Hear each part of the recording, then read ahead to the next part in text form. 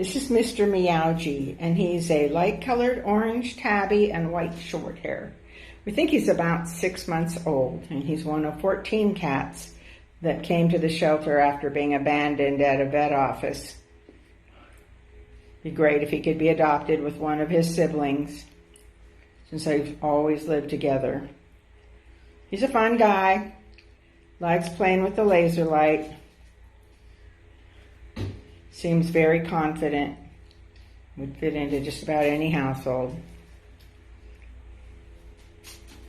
Looks forward to being adopted. This is Mr. Meowgi. Where'd he go? Where did he go? Huh?